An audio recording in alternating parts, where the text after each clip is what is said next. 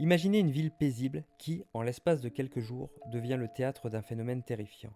Des dizaines, puis des centaines de personnes se mettent à danser, sans pouvoir s'arrêter, jusqu'à l'épuisement, jusqu'à la mort. Nous sommes en juillet 1518 à Strasbourg. Une femme, Frotrophéa, sort de chez elle et commence à danser. Sans raison, sans musique, pendant des heures et elle ne s'arrête pas.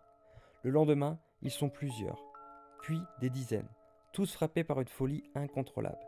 Ils dansent jour et nuit jusqu'à s'effondrer. Certains meurent de fatigue, d'autres de crise cardiaque. Les autorités paniquent. On pense à une malédiction, à une punition divine. Certains médecins croient que la seule solution est de les laisser danser jusqu'à la guérison.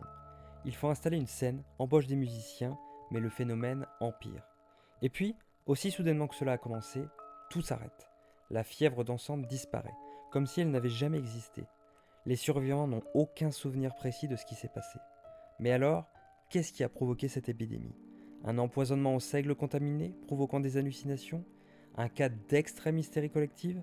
Un rituel oublié? Dissimulé sous un phénomène historique? 500 ans plus tard, le mystère demeure. Et si l'épidémie de danse de 1518 n'était pas un simple accident de l'histoire? Si tu aimes ce genre d'histoire, n'hésite pas à visiter ma chaîne et à t'abonner.